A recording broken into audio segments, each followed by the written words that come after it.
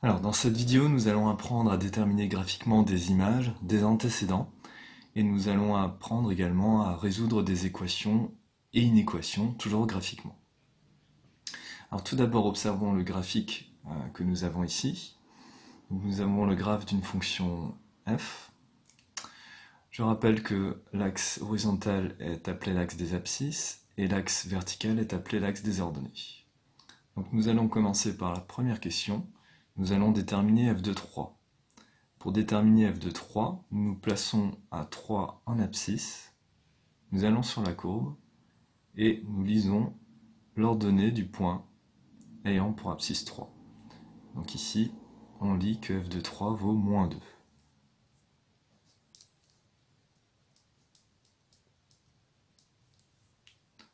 Déterminons maintenant l'image de moins 1, donc la deuxième question. Pour déterminer l'image de moins 1, nous nous plaçons à moins 1 sur l'axe des abscisses, nous allons sur la courbe et nous lisons l'ordonnée du point correspondant. Donc ici, nous lisons que l'image de moins 1 par la fonction f a le nombre 3. Ce qui se note, f de moins 1 égale à 3. Nous remarquons ici que les deux premières questions étaient juste formulées différemment.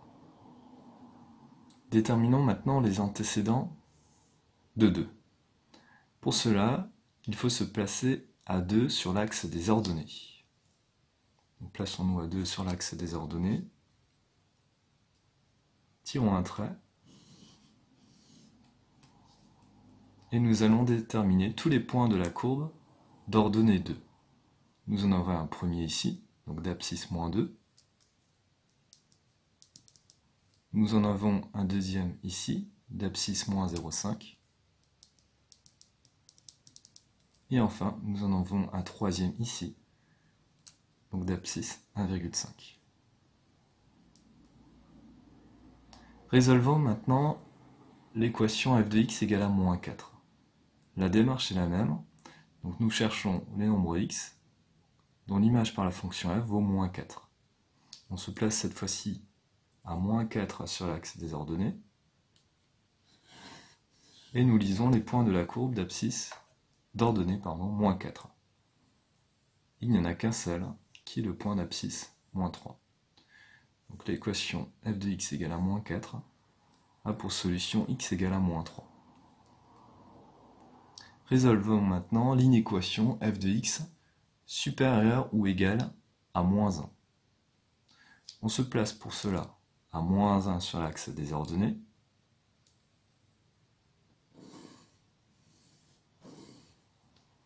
Et l'on cherche l'ensemble des points qui sont entre guillemets au-dessus de moins 1.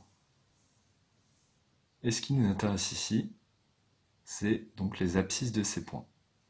Donc nous voyons ici qu'on va de moins 2,5, donc en abscisse, jusqu'à 2,5.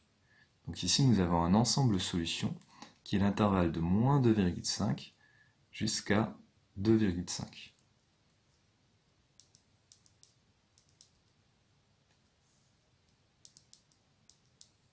Comme f de x est supérieur ou égal à moins 1, donc moins 2,5 et 2,5 sont solutions.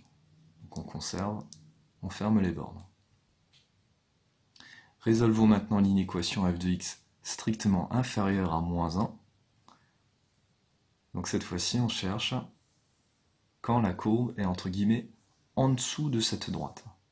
Donc nous voyons que nous avons un premier morceau ici, donc qui est l'intervalle de moins 3 jusqu'à moins 2,5.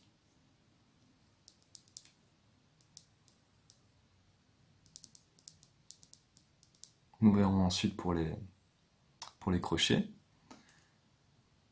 Ce point-là ne sera pas pris en compte car on cherche à résoudre f de x strictement inférieur à moins 1. Comme l'ordonnée de ce point est égale à moins 1, on ne le garde pas. Et enfin, nous avons ce morceau, donc qui est en dessous de moins 1, donc qui est l'intervalle de 2,5 jusqu'à 3. Alors, pour les bornes. Donc en moins 3, l'image de moins 3 est moins 4, qui est bien strictement inférieur à moins 1. Donc moins 3 est solution de cette inéquation. En moins 2,5, l'image vaut exactement moins 1. et on ne veut pas que f de x soit égal à moins 1. Donc le crochet sera vers l'extérieur ici. Ensuite, en 2,5, donc l'image vaut exactement moins 1, donc on enlève 2,5, et l'image de 3 vaut moins 2, qui est bien strictement inférieur à moins 1, donc 3 est solution.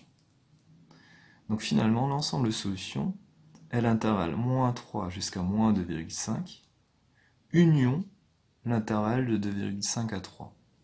Donc le symbole que nous avons ici est le symbole union, qui signifie qu'on prend le regroupement de cet intervalle et de cet intervalle.